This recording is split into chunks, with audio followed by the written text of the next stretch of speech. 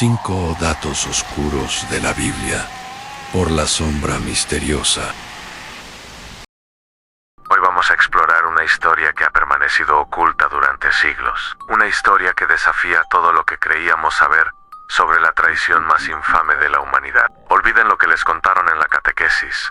Olviden las representaciones de Judas Iscariot como el villano definitivo. Lo que van a escuchar esta noche podría helarles la sangre y hacerles cuestionar la naturaleza misma del bien y del mal, de la fe y del sacrificio. Acompáñenme a las profundidades de un texto prohibido, un evangelio que la Iglesia intentó borrar de la historia, el evangelio de Judas. Prepárense para descubrir la aterradora verdad de por qué Judas no traicionó a Jesús, sino que cumplió su más sagrada y terrible orden. La mayoría de nosotros conoce la historia. 30 piezas de plata, un beso en un jardín oscuro, la entrega de Jesús a los soldados romanos, un acto que sellaría su destino en la cruz. Durante casi 2000 años, el nombre de Judas ha sido sinónimo de traición.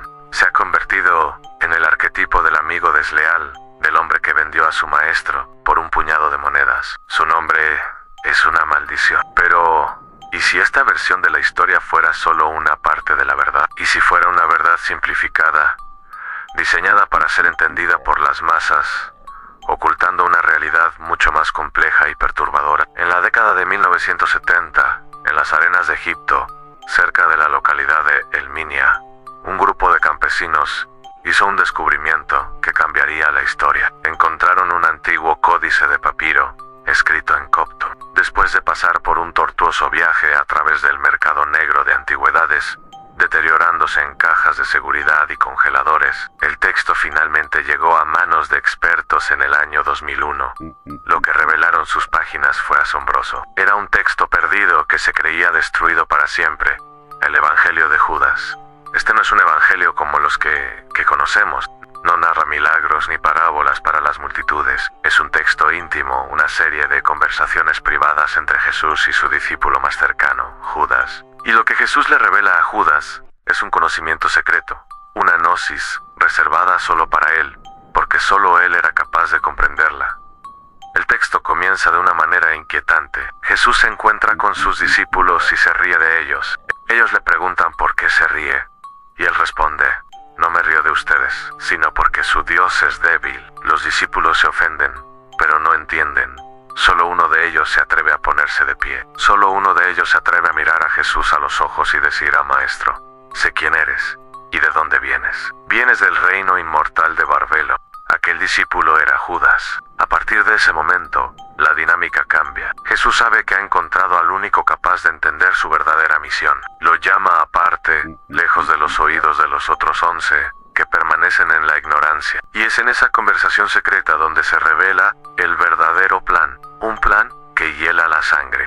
Jesús le dice a Judas: tú los superarás a todos ellos, porque tú sacrificarás al hombre que me reviste. Imaginen la escena, la oscuridad del desierto, el silencio solo roto por el viento, y la voz del maestro, confiando su más terrible secreto. Judas, probablemente confundido y asustado, debe haber preguntado cómo podría superar a los demás. Y la respuesta de Jesús es la clave de todo este misterio: tú me entregarás. Piensen en el peso de esas palabras. No es una profecía de traición, es una orden directa. Jesús no está prediciendo que Judas lo venderá, le está pidiendo que lo haga. Le está asignando la tarea más difícil y dolorosa de todas. El Evangelio de Judas nos presenta una cosmología gnóstica. En esta visión, el mundo material, nuestro mundo, es una prisión.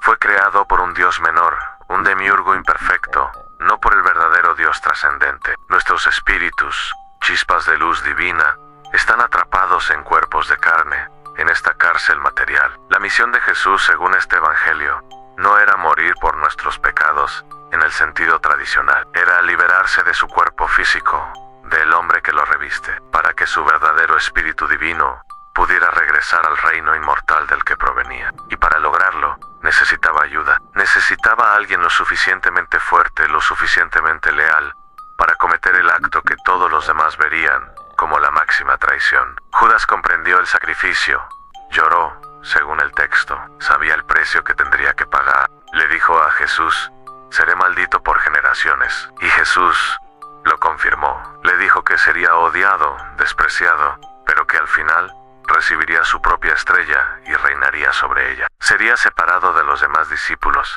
pero alcanzaría una gloria superior. Judas no actuó por codicia. Las 30 piezas de plata, que en los evangelios canónicos son el motivo de su traición, aquí se convierten en un detalle casi irrelevante, una cortina de humo para ocultar la verdadera naturaleza de su pacto con Jesús. Pero su acto no fue una traición, sino el acto supremo de obediencia y amor. Fue el único que entendió que para que el espíritu de Jesús fuera libre, su cuerpo tenía que ser destruido. La cruz no fue una tragedia inesperada, fue una operación necesaria, un escape planeado, y Judas fue el cirujano. Esta idea es profundamente perturbadora. Nos obliga a mirar el horror no en el acto de la traición, sino en la necesidad de ella. El verdadero terror no es que un amigo traicionara a su maestro. El verdadero terror es que Dios, o la divinidad, necesitara un traidor para cumplir su plan. Que el camino hacia la salvación, hacia la liberación, requiriera que un hombre aceptara ser el villano de la historia para siempre. Que la luz necesitara de la oscuridad más profunda para poder brillar. Piensen en Judas, caminando hacia los sumos sacerdotes. Cada paso debe haber sido una agonía. No era la avaricia lo que lo impulsaba, sino el peso de una orden divina. Cuando les dijo, aquel a quien yo besé, sus palabras no eran las de un traidor, sino las de un ejecutor. El beso, ese símbolo universal de afecto, se convirtió en el instrumento de una misión cósmica, un acto de amor retorcido en una señal de muerte. ¿Se imaginan la soledad de Judas en ese momento, rodeado de gente, pero completamente solo con su terrible conocimiento, sabiendo que estaba cumpliendo la voluntad de su maestro, pero que a los ojos del mundo y de sus propios amigos se estaba convirtiendo en un monstruo?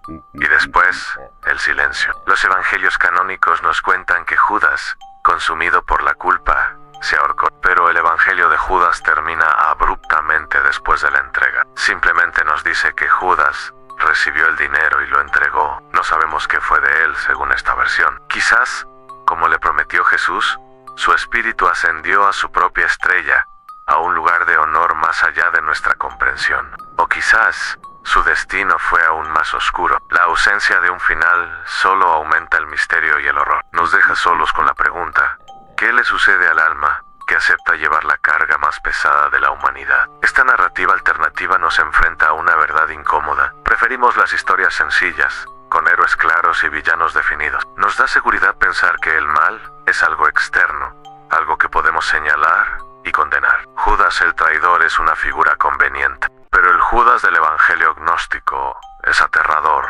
porque nos muestra que la línea entre el sacrificio y la traición, entre el santo y el pecador, puede ser increíblemente delgada, casi inexistente. Nos muestra que a veces el acto más devoto puede tener la apariencia del crimen más atroz. Lo que hace que esta historia sea verdaderamente material de pesadillas no es solo el texto antiguo, es la implicación de que la historia que conocemos puede ser una construcción, una narrativa simplificada para mantener el orden. ¿Cuántas otras verdades han sido enterradas, quemadas, declaradas herejía? ¿Qué otros pactos oscuros se han hecho en nombre de un posible bien general?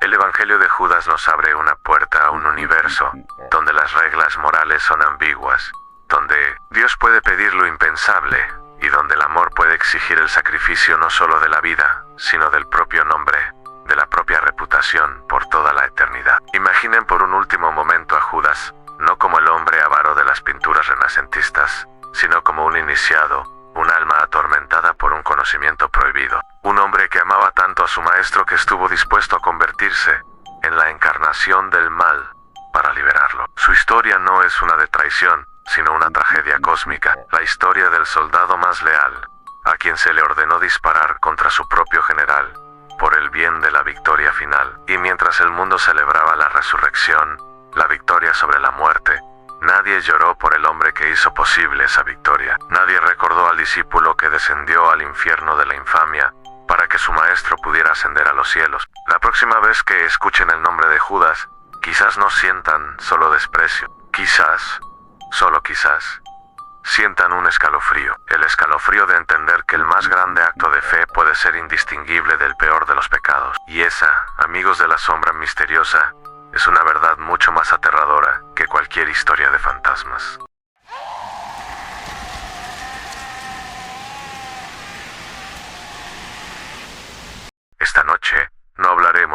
fantasmas, ni de casas embrujadas. Hoy, nos adentraremos en un terror mucho más antiguo, uno que se esconde en las páginas del libro más leído de la historia. Un terror tan profundo que ha sido silenciado durante milenios. Hoy hablaremos del nombre que no debe ser pronunciado. Imaginen una palabra, no una palabra cualquiera, sino la palabra. Una que, al ser dicha, pudiera otorgar un poder inimaginable. El poder de crear universos, de doblegar la realidad a tu antojo, pero con una advertencia aterradora en si la pronuncias mal. Si tu entonación falla por un solo instante, la muerte es instantánea y absoluta. Esta no es la trama de una novela de fantasía. Es una creencia que se remonta a los albores de la tradición hebrea, centrada en el nombre verdadero de Dios en el Tetragramatón, representado por las 4 letras Yud He Vav y E I H W en las escrituras. Este nombre aparece miles de veces, pero su pronunciación exacta se perdió deliberadamente en la historia. Se nos dio la palabra, pero se nos negó la llave para usarla. Piensen en esto, ¿por qué ocultar algo tan fundamental? La respuesta, según las antiguas tradiciones, es puro y absoluto terror. No un temor reverencial, sino un miedo visceral a las consecuencias. Se creía que quien lograra articular el nombre completo, no solo hablaría con Dios, sino que canalizaría una fracción de su poder en un poder absoluto. Pero el riesgo era demasiado grande. La tradición cuenta que solo a una persona se le permitía intentar esta hazaña, el sumo sacerdote de Israel, y solo podía hacerlo una vez al año, durante el Yom Kippur, el día de la expiación. No lo hacía en público, ni siquiera frente a otros sacerdotes. Entraba solo al lugar más sagrado de la tierra, el Santo de los Santos, el Sancta Sanctorum del Templo de Salomón, un lugar donde se decía que la presencia misma de Dios habitaba. Ahora imaginen la escena. La tensión es insoportable. El sumo sacerdote, preparado durante todo el año, se acerca al Arca de la Alianza. El aire es denso, cargado de una energía que ningún ser humano común podría soportar. Pero antes de entrar, sus ayudantes le ataban una cuerda a la cintura, una cuerda larga que se extendía fuera del velo, que separaba el Sancta Sanctorum del resto del templo. ¿Por qué una cuerda? La razón es escalofriante y revela la magnitud del miedo que sentían. Si el sumo sacerdote fallaba, si tartamudeaba, o si su corazón no era lo suficientemente puro al pronunciar el nombre, caería fulminado al instante. Y nadie, absolutamente nadie, se atrevería a entrar a recuperar su cuerpo. La presencia divina que llenaba esa cámara era tan abrumadora que aniquilaría a cualquier persona no autorizada. La única forma de sacarlo sería arrastrándolo con la cuerda. Cada año la nación entera contenía la respiración, esperando saber si el sacerdote saldría vivo o si tendrían que tirar de esa soga macabra. Este no es solo un cuento para asustar a los niños. Este era un temor real, documentado, que moldeó rituales durante siglos.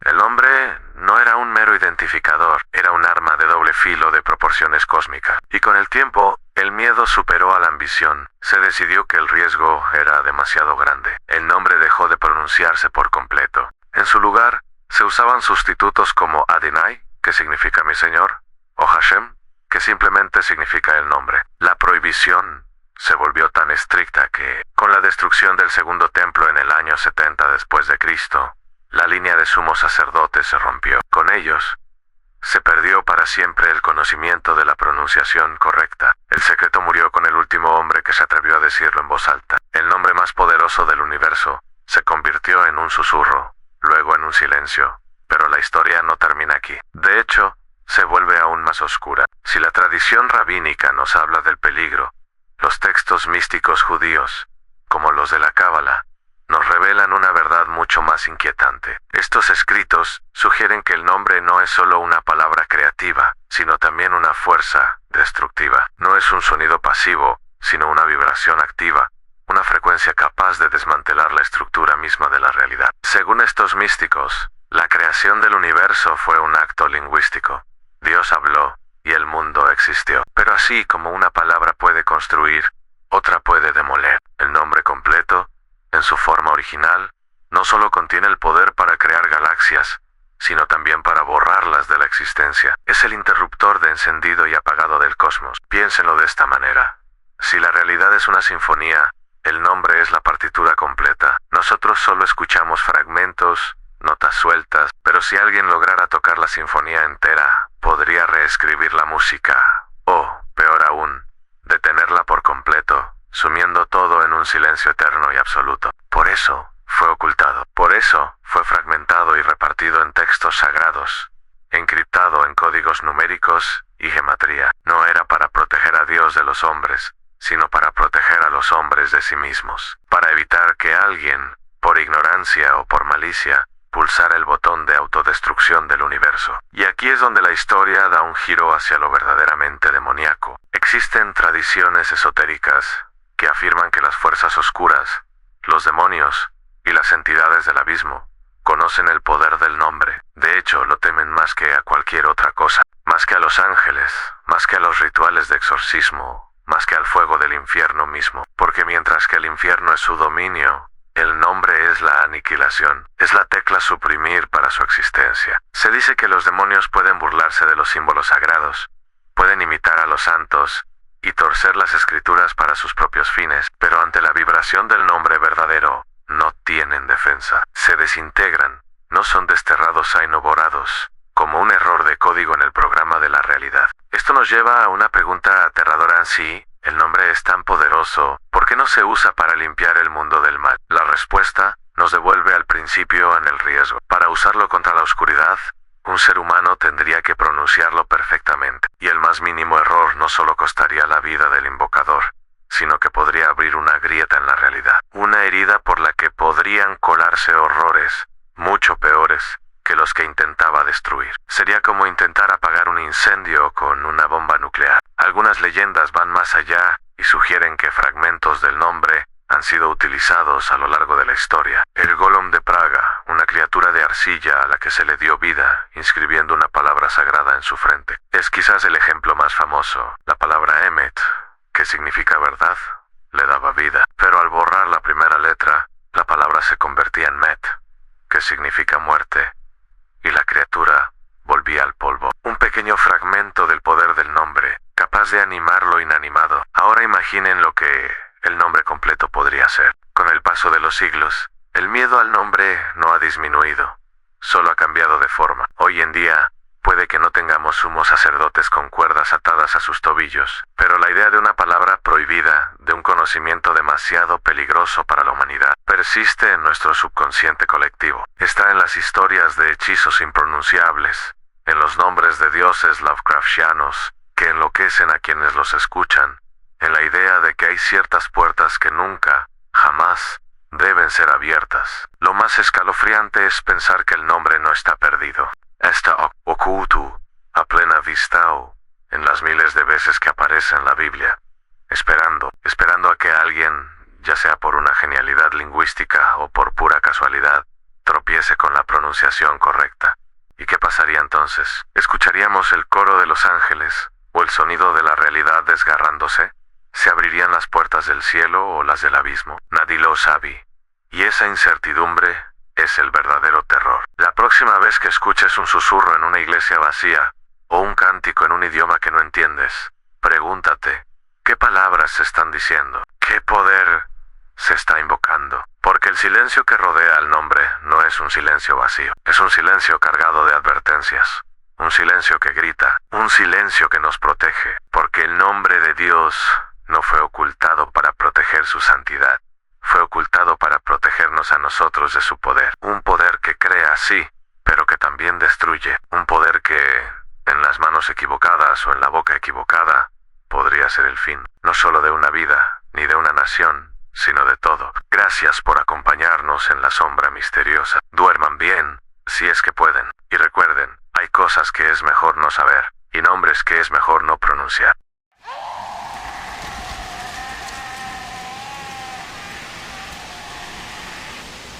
Hoy desenterraremos un secreto tan antiguo y oscuro que la mayoría de las religiones modernas prefieren ignorarlo. Una historia sobre ángeles caídos, no por soberbia, sino por un deseo prohibido. Un pecado tan grave que, según textos antiguos, Dios nunca perdonó. Prepárense para conocer la verdadera historia de los vigilantes. Todos hemos escuchado sobre el gran diluvio. Nos contaron que Dios, decepcionado por la maldad de la humanidad, decidió purgar la tierra con agua, pero ¿Y si esa fuera solo la mitad de la historia? ¿Y si el verdadero motivo fuera algo mucho más siniestro?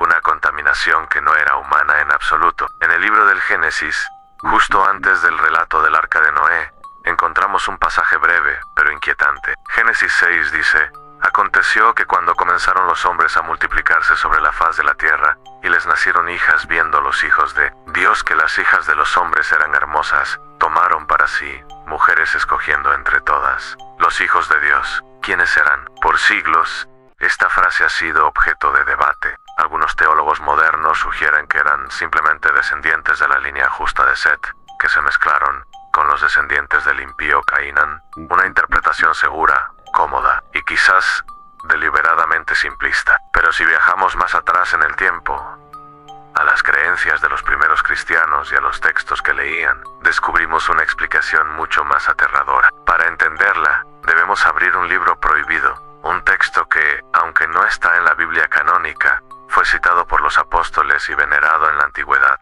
el libro de Enoc. Este antiguo manuscrito nos cuenta una historia que no se atreven a predicar desde el púlpito. Nos dice que los hijos de Dios no eran hombres, sino ángeles, un grupo de seres celestiales conocidos como los vigilantes. Su misión original era simple en observar a la humanidad desde los cielos, guiarla sutilmente, ser testigos del plan divino. Pero la observación se convirtió en obsesión. Desde las alturas, vieron a las hijas de los hombres, vieron su belleza, su fragilidad, su pasión, y un deseo prohibido, una lujuria antinatural, comenzó a arder en sus corazones inmortales. Su líder, un ángel llamado Semhasha, convocó a 200 de sus hermanos en la cima del monte Hermón. Allí les reveló su terrible plan: descender a la tierra, romper su juramento sagrado y tomar esposas humanas. Sabían que era una transgresión terrible, un acto que contaminaría la creación misma. Así que hicieron un pacto,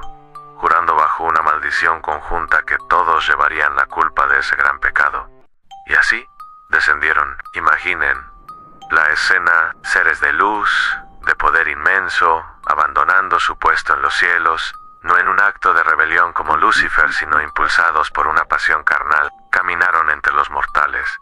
Y las mujeres humanas, deslumbradas por su belleza sobrenatural, no pudieron resistirse. Los vigilantes tomaron para sí a las mujeres que desearon, y de esta unión impía nació una nueva raza. Génesis los llama los valientes, que desde la antigüedad fueron varones de renombre. Pero Enoc les da otro nombre, uno que infunde terror a los Nefelim. No eran simples hombres altos, eran gigantes, gigantes con una fuerza descomunal y un apetito insaciable. El libro de Enoc describe cómo, después de devorar todos los recursos de la humanidad, los alimentos, el ganado, todo, comenzaron a devorar a los propios hombres. El mundo se sumió en el caos y la violencia. Los Nefelim, hijos de ángeles y humanos, eran una aberración, una plaga que consumía la tierra. Pero el pecado de los vigilantes no se detuvo en la procreación. Para asegurar el favor de sus esposas mortales y consolidar su poder en la tierra, les enseñaron conocimientos prohibidos, secretos que la humanidad no estaba preparada para recibir. Azezol, uno de los líderes, enseñó a los hombres a forjar espadas, cuchillos, escudos y corazas. Les enseñó el arte de la guerra. Enseñó a las mujeres el uso de cosméticos, la joyería y el engaño de la vanidad. Otros ángeles enseñaron la hechicería, los encantamientos, el corte de raíces, la astrología, los rituales de sangre y las artes de la magia oscura. En esencia, los vigilantes corrompieron a la humanidad desde sus cimientos. La violencia, la brujería, la vanidad, todo fue un regalo envenenado de estos seres celestiales caídos. La tierra, que Dios había creado como un paraíso, se convirtió en un infierno de sangre y corrupción. El clamor de los oprimidos, de los devorados, de los asesinados, subió hasta los cielos. Y aquí es donde reside el secreto más aterrador del diluvio. No fue solo un castigo para la maldad humana, fue una medida desesperada, una cirugía cósmica para extirpar un cáncer que amenazaba con destruir toda la creación. La sangre humana se había mezclado con la esencia angélica, creando una raza híbrida que no tenía lugar en el plan de Dios.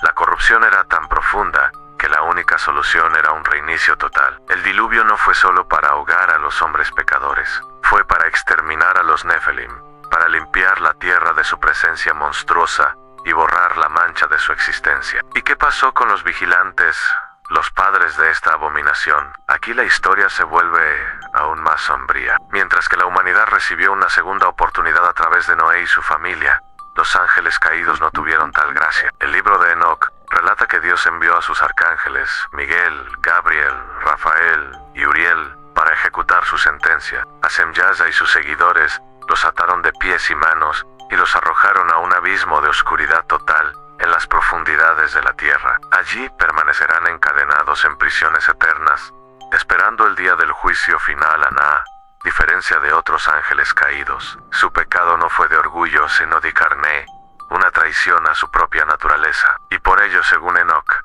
no hay perdón para ellos. Su castigo es eterno y absoluto. A Azezol, el que enseñó la guerra, le esperaba un destino aún más terrible. El arcángel Rafael lo ató y lo arrojó a un desierto llamado Dudael, cubriéndolo con rocas afiladas y dejándolo en la oscuridad total hasta el día del juicio, cuando será lanzado al fuego. Piensen en esto por un momento. La historia que nos cuentan es que Lucifer se rebeló y fue expulsado, pero aquí tenemos a otro grupo de ángeles, cuyo pecado fue tan horrendo, que fueron encarcelados en la oscuridad perpetua, sin posibilidad de redención, una corrupción que no podía ser perdonada. Pero la historia no termina ahí. ¿Qué pasó con los espíritus de los Nephilim después de que sus cuerpos gigantes fueran destruidos por el diluvio? Aquí es donde el terror se filtra en nuestro propio mundo. Según algunas interpretaciones del libro de Enoc, al ser una mezcla antinatural de espíritu celestial y carne mortal, sus almas no podían ascender al cielo ni descender al infierno. Quedaron atrapados en la tierra, espíritus errantes, incorpóreos, atormentados por un hambre perpetua y un anhelo por un cuerpo físico que ya no poseen. Estos espíritus malignos, los fantasmas de los gigantes muertos, serían lo que hoy conocemos como demonios, entidades que vagan por el mundo buscando afligir, atormentar y sobre todo, poseer a los humanos, tratando de revivir la existencia física que perdieron. Cada historia de posesión, cada relato de una entidad maligna que se aferra a un ser vivo, podría ser el eco de este antiguo pecado, el espíritu de un Nefelim tratando de volver a caminar sobre la tierra. Esta perspectiva cambia todo lo que creíamos saber sobre el mal. No se trata solo de una rebelión celestial lejana, es una herencia maldita que quedó atrapada en nuestro plano de existencia, una plaga de espíritus hambrientos que son el resultado directo de la lujuria de los ángeles. Esta historia, oculta en textos apócrifos, nos obliga a mirar el mundo con otros ojos, nos hace cuestionar la verdadera naturaleza del mal que nos rodea, nos hace pensar que quizás la línea que separa nuestro mundo del abismo es mucho más delgada de lo que imaginamos. Los vigilantes fueron encarcelados por Osu Lagado. Sus hijos sin cuerpo podrían estar todavía entre nosotros. La próxima vez que sientan un escalofrío inexplicable en una habitación vacía, o escuchen un susurro en la oscuridad cuando están solos, pregúntense, ¿es solo el viento? ¿O es el eco hambriento de un pecado que ni siquiera Dios pudo perdonar? Un eco que lleva vagando por la tierra desde antes del diluvio, buscando un cuerpo que habitar. No todos los ángeles cayeron por orgullo, algunos cayeron por deseo, y su caída nos dejó una sombra perpetua con la que todavía convivimos hoy. Una sombra que acecha, que espera, que tiene hambre, la sombra de los Nefilim. Gracias por acompañarnos en este viaje a lo prohibido, en la sombra misteriosa. Si te atreves a conocer más secretos ocultos, suscríbete y activa las notificaciones. Pero ten cuidado, hay verdades que, una vez conocidas, nunca te abandonan.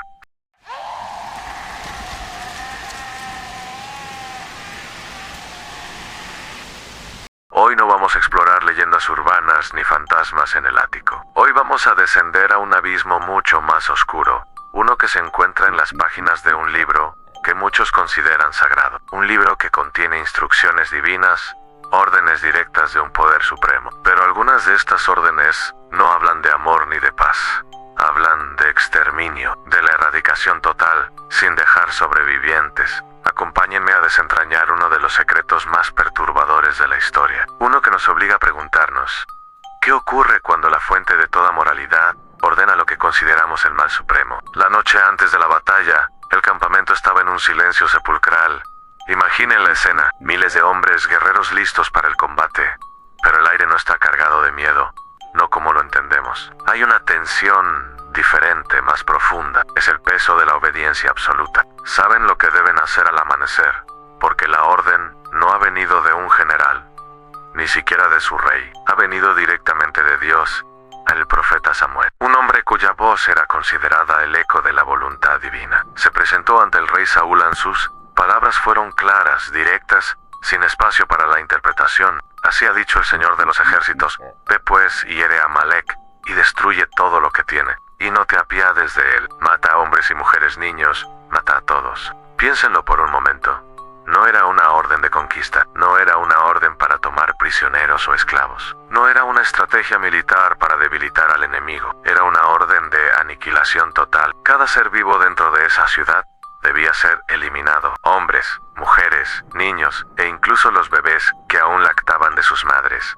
Y no solo los humanos, también los animales. Todo rastro de su existencia debía ser borrado de la faz de la tierra. La orden no era simbólica, era brutalmente literal. Este no fue un caso aislado. En el libro de Deuteronomio se establece una ley de guerra muy específica para las ciudades que habitaban la tierra prometida. Dice así: pero de las ciudades de estos pueblos que el Señor tu Dios te da por heredad, ninguna persona dejarás con vida, sino que los destruirás completamente, para que no os enseñen a hacer según todas sus abominaciones. Una vez más, la instrucción es explícita: no dejarás a nadie con vida.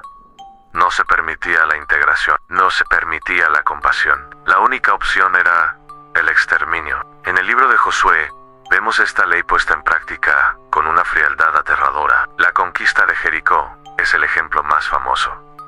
La ciudad fue destruida por completo, y destruyeron a filo de espada todo lo que en la ciudad había: hombres y mujeres, jóvenes y viejos, hasta los bueyes y las ovejas y los asnos. Solo una familia fue perdonada, la de Rahab, la mujer que ayudó a los espías israelitas.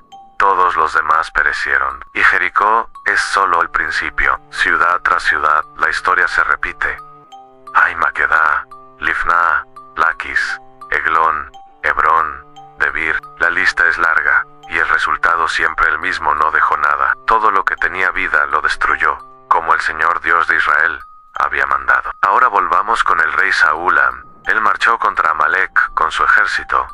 Cumplió la orden, casi ganó la batalla, y sus hombres exterminaron una gran parte de la población y sus animales. Pero Saúl, quizás en un momento de vanidad o de una extraña y selectiva piedad, decidió perdonar a una persona, a Agag, el rey de los amalecitas. No solo eso, también perdonó lo mejor del ganado, las ovejas y las vacas más gordas. Su justificación fue que los animales serían para ofrecerlos en sacrificio a Dios, una ofrenda de gratitud por la victoria. Parecía una decisión razonable, ¿verdad? ¿Qué mal podría haber en perdonar a un solo rey y en querer honrar a Dios con un sacrificio? Pero para el profeta Samuel y para el Dios que lo enviaba, esa pequeña desobediencia fue una traición monumental. La ira de Dios fue inmediata y terrible. Cuando Samuel se encontró de nuevo con Saúl, el rey intentó justificar sus acciones. He cumplido el mandamiento del Señor, dijo, pero el balido de las ovejas y el mugido de las vacas que se escuchaban en el campamento lo delataban. La respuesta de Samuel es una de las frases más escalofriantes y reveladoras de todo el Antiguo Testamento. Se complace el Señor tanto en los holocaustos y víctimas como en que se obedezca a las palabras del Señor. Y luego, la sentencia: ciertamente el obedecer es mejor que los sacrificios, y el prestar atención que la grosura de los carneros, porque como pecado de adivinación es la rebelión, y como ídolos e idolatría la obstinación. En ese instante, Saúl fue rechazado como rey. Su pequeño acto de misericordia selectiva, su intento de interpretar la voluntad divina, fue visto como una rebelión tan grave como la brujería. Y aquí es donde la historia toma un giro aún más macabro. El asunto no había terminado. La orden de Dios aún no se había cumplido en su totalidad. Agag, el rey enemigo, seguía vivo.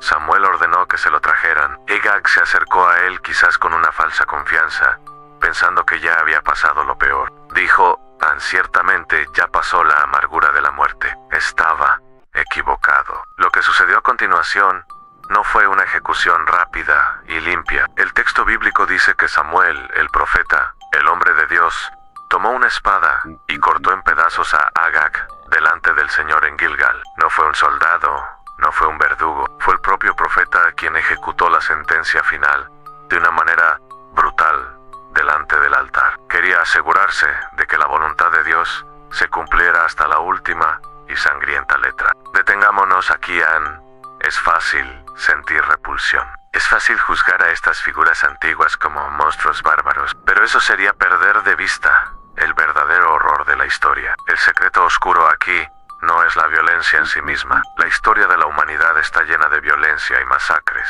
El verdadero abismo que se abre ante nosotros es en este contexto, para los protagonistas de esta historia. Estos actos no fueron considerados pecado, no fueron un error, no fueron un exceso, fueron un acto de piedad, un acto de obediencia a Dios. El mismo Dios que en el monte Sinaí grabó en piedra el mandamiento, no matarás, es el que aquí ordena matar, sin piedad, sin excepción. ¿Cómo reconciliamos esto? La explicación que se ofrece en los textos es que estas naciones habían alcanzado un punto de maldad y corrupción tan extremo que eran como un cáncer, un tumor maligno que debía ser extirpado de raíz antes de que infectara todo el cuerpo. Su idolatría, sus sacrificios humanos, su depravación, eran una amenaza espiritual tan grande que la única solución era la erradicación completa. No se trataba de una limpieza étnica, según la narrativa. Se trataba de una cirugía divina en una purga. Dios no estaba ordenando la muerte por odio a un pueblo, sino por odio al mal que ese pueblo encarnaba. El objetivo era proteger a su pueblo elegido de la contaminación espiritual. Por eso no se podían tomar prisioneros ni integrar a esas poblaciones. La influencia de sus costumbres se consideraba una enfermedad mortal para la fe. Esta idea es profundamente inquietante. Nos obliga a confrontar la naturaleza de un poder absoluto, un ser que está por encima de la moralidad humana, porque Él es la fuente de la moralidad. Lo que Él define como bueno, es bueno. Lo que Él define como malo, es malo. Y si en un momento dado, Él define que el exterminio de un pueblo es un acto de justicia, entonces, dentro de ese sistema de creencias, lo es. La violencia se convierte en una herramienta sagrada. La masacre se convierte en un acto de purificación. Y la compasión, el sentimiento que consideramos una de las virtudes más elevadas, se convierte en un pecado de rebelión. La desobediencia de Saúl no fue perdonar a un hombre, fue poner su propio juicio, su propia idea de lo que era correcto, por encima de la orden explícita de Dios. El mensaje es aterrador. La obediencia vale más que la misericordia. Y mientras pensamos en esto, en la oscuridad de nuestra habitación, con las luces apagadas, no podemos evitar que una pregunta se arrastre por nuestra mente como una serpiente fría. La historia nos cuenta que estos actos ocurrieron en un pasado lejano, en un contexto específico, pero la naturaleza de ese Dios, según sus seguidores, no ha cambiado. Él sigue siendo el mismo, el absoluto, soberano. Y si Él consideró necesario en el pasado ordenar la aniquilación total para erradicar un mal, ¿qué nos asegura que no podría considerarlo necesario de nuevo? Si un mal, una ideología, una forma de vida, se volviera tan corrupta, tan peligrosa a sus ojos, ¿podría la orden repetirse? ¿Podría una voz considerada divina susurrar de nuevo en el oído de sus fieles a no perdones a nadie? Destruye todo lo que tienen, hombres, mujeres y niños. El silencio de la noche ya no parece tan pacífico. Cada sombra parece esconder la posibilidad de una obediencia terrible, de una fe que no cuestiona, que simplemente cumple. El verdadero terror no es el monstruo que se esconde debajo de la cama. Es la idea de que la brújula moral que guía nuestro mundo podría, bajo las circunstancias adecuadas, ser invertida por completo por un poder al que no podemos comprender ni cuestionar. El horror es darte cuenta de que la línea entre el bien y el mal puede no ser tan clara como creíamos, y que a veces, en nombre de la más alta santidad, se pueden cometer los actos más oscuros. Gracias por acompañarme en esta historia. Duerman bien.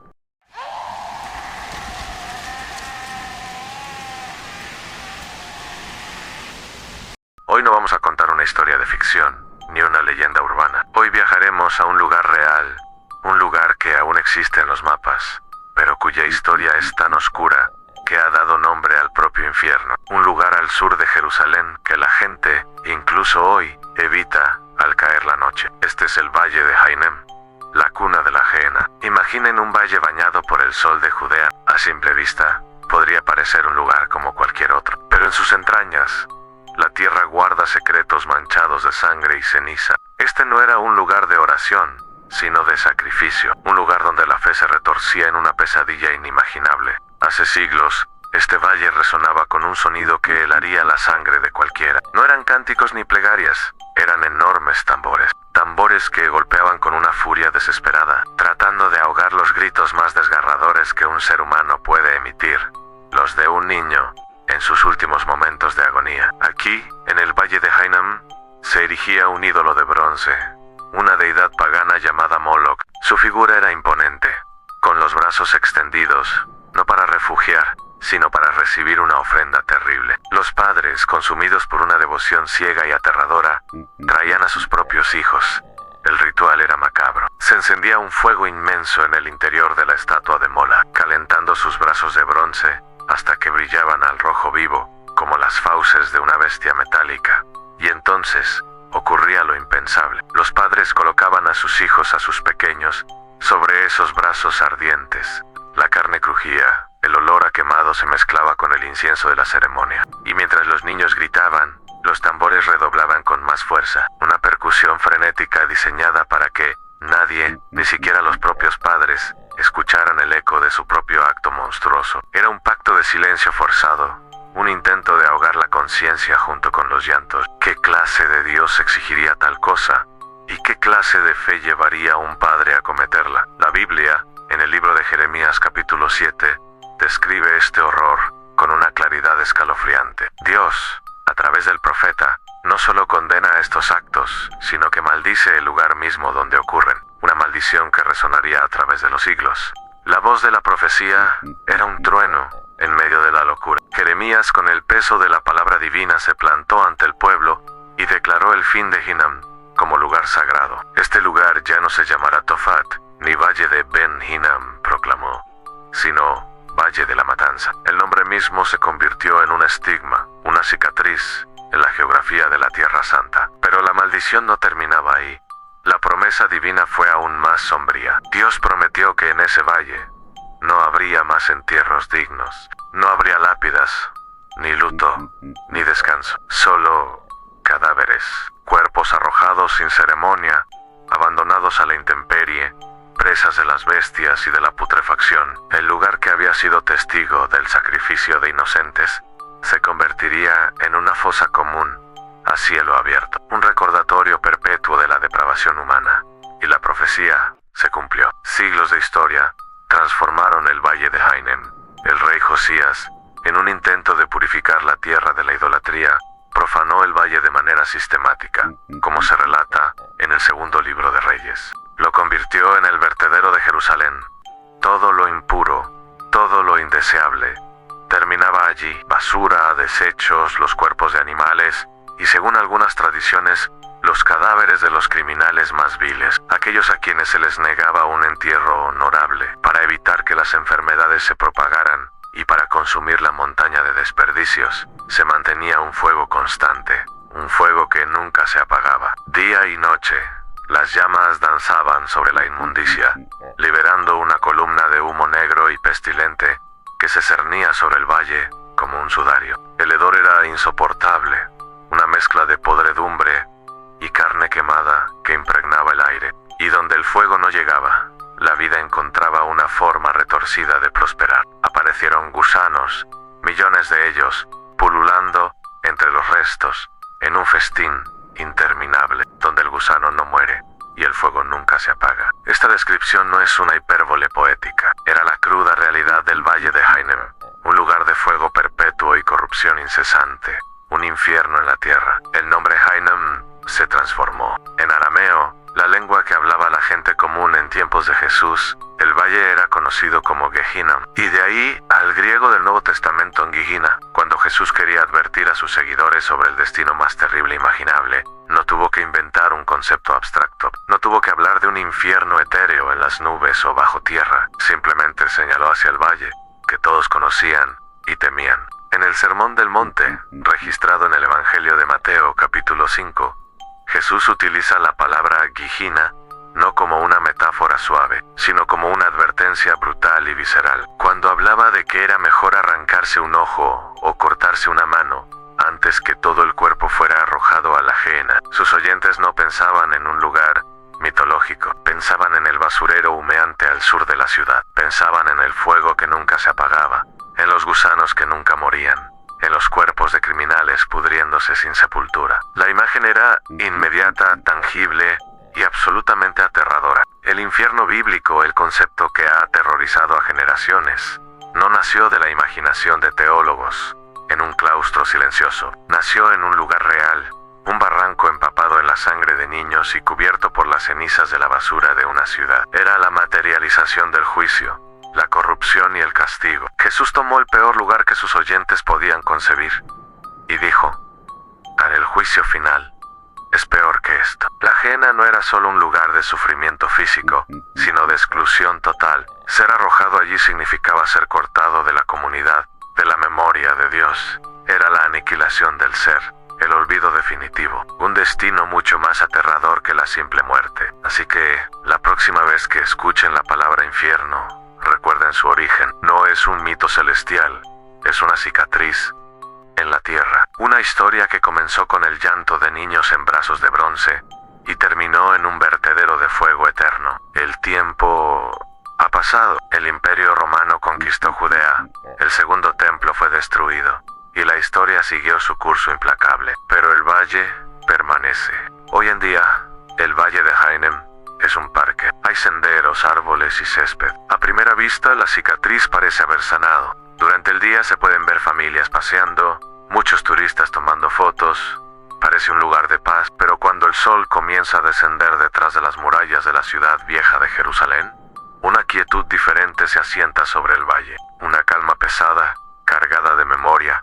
Las sombras se alargan y parecen tomar formas extrañas entre los olivos centenarios. Los guías turísticos apresuran a sus grupos para salir antes del anochecer. Los locales, aquellos que conocen las historias, desvían su camino porque saben que bajo el césped verde y los senderos pavimentados yace una tierra que ha bebido más sangre y ha consumido más desesperación que cualquier campo de batalla. La memoria del lugar es poderosa. Hay quienes afirman que en el silencio de la noche, si escuchas con atención, todavía puedes oír ecos débiles, no de susurros, sino de algo mucho más perturbador. Un susurro en el viento, un lamento que parece surgir de la propia tierra. Los relatos de fenómenos extraños no son raros. Personas que caminan solas por el valle al atardecer han reportado sentir un frío súbito e inexplicable, incluso en las noches más cálidas de verano. Otros hablan de una sensación abrumadora de tristeza y angustia, una opresión en el pecho que les obliga a huir. Se han reportado sombras que se mueven por el rabillo del ojo, figuras fugaces que desaparecen cuando se las mira directamente. ¿Son solo sugestiones, el poder de una historia macabra sobre la mente humana? ¿O es algo más? ¿Puede un lugar quedar tan impregnado de sufrimiento que retenga una especie de eco psíquico, una energía residual de los horrores que presenció? El valle fue escenario de la peor traición, la de padres sacrificando a sus hijos, un acto tan antinatural que quizás rompió algo más que corazones. Quizás rasgó el velo entre nuestro mundo y en otro, piénsenlo. Así un lugar puede estar embrujado. Si el dolor extremo puede dejar una marca, ¿qué lugar en la tierra estaría más cargado que el Valle de Jainem? El lugar cuyo nombre se convirtió en sinónimo del infierno mismo. Así que ahora, la próxima vez que miren un mapa de Jerusalén, busquen ese pequeño barranco al sur en Tesiu. Y recuerden que no es solo un parque. Es un cementerio sin tumbas, un altar profanado, un basurero sagrado. Es el lugar donde la humanidad tocó fondo y donde nació el concepto del infierno. Y aún hoy, mientras las luces de la ciudad moderna brillan a su alrededor, el Valle de Jainem guarda sus secretos en la oscuridad. Nadie, absolutamente nadie que conozca su historia, se atreve a caminar por él cuando cae la noche. Porque en la quietud, cuando el mundo duerme, la tierra recuerda y a veces susurra. Gracias por acompañarnos en La Sombra Misteriosa. Suscríbete para más viajes a los rincones oscuros de nuestra historia. Hasta la próxima. No olvides seguir a La Sombra Misteriosa para más videos.